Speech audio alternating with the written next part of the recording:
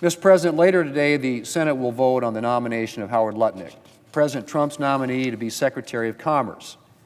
The Secretary of Commerce has an important job. He or she is charged with promoting American industry at home and abroad and keeping our economy competitive both now and into the future. And I'm glad that President Trump has chosen an outcome-driven leader like Howard Lutnick for such an important post. Mr. Lutnick is a successful businessman who has spent 4 decades building up Cantor Fitzgerald, the firm that hired him after college. He's an inventor whose name appears on over 800 patents and patent applications around the world. And he's someone who's not only passionate about business, but who cares deeply about people. But Mr. President, Howard Lutnick's greatest business achievement is not building his own success or building up a company. It's rebuilding Cantor Fitzgerald over the last 24 years. Because Cantor Fitzgerald occupied the 101st through 105th floors of the World Trade Center North Tower. On September the 11th, 2001, every single employee who was in the office died. 658 people, including Howard's brother. It was unclear whether the firm could go on after losing 2/3 of its New York staff. So Howard Lutnick offered the surviving employees a choice. They could either go to 20 funerals a day for the next month, or they could work harder than ever to rebuild the company to take care of the families of those who had died. They agreed to donate 1/4 of their salaries to the 658 families of their colleagues with no limit and no expectation they would ever be paid back. And over the next 5 years, the firm and its employees gave those families $180 million. In 2008, Howard Lutnick made sure each employee got back double what they had been given, or what they had given.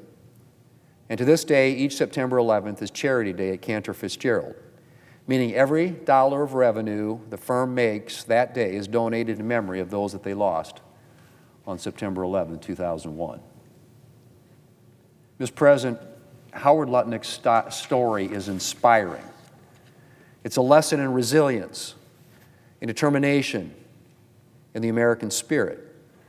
And it demonstrates the type of person Howard Lutnick is and the type of public servant that he'll be. I know Mr. Lutnick is looking forward to taking on the challenges and seizing the opportunities the next few years will bring. As he said in his hearing, he believes, and I quote, "America is in a place to teach the world and to show the world what leadership is like, what a great economy is like, what taking care of Americans is like," end quote. Mr. President, I think we can all agree that we have the capacity to do these things.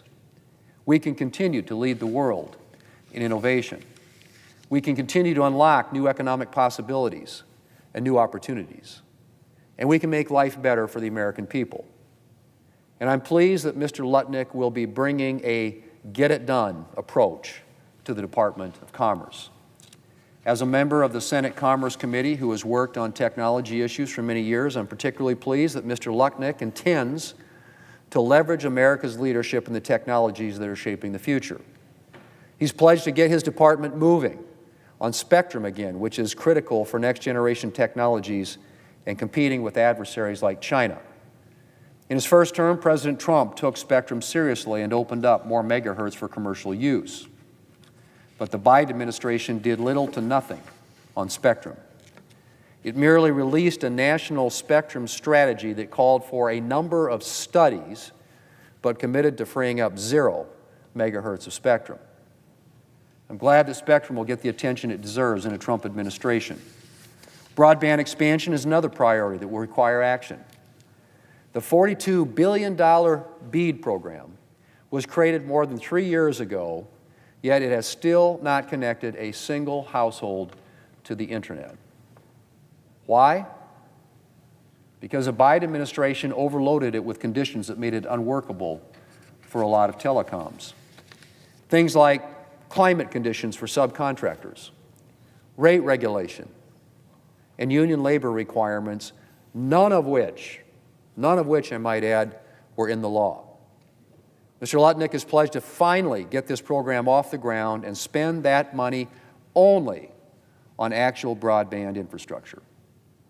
And as we compete to be the leader in artificial intelligence, Mr. Lutnick agrees that we should use the tried and true light touch approach that has enabled the United States to lead in the digital era. Just last week, Vice President Vance spoke in Paris about the great potential of AI and the importance of American leadership in this new technology. I'm glad that the Trump administration is committed to American leadership in AI, and the Commerce Department will have a critical role to play in balancing accountability with AI's great possibilities. Mr. President, the job of the Commerce Secretary touches just about every industry in this country. And behind all those industries are Americans working hard to provide for their families, live their American dream, and make their contribution to America's future. Howard Lutnick understands this, and I'm confident that he will work every day to help American commerce thrive so that the American people can thrive. Mr. President, America has tremendous potential. I look forward to working with President Trump and with Howard Lutnick to continue to unlock it.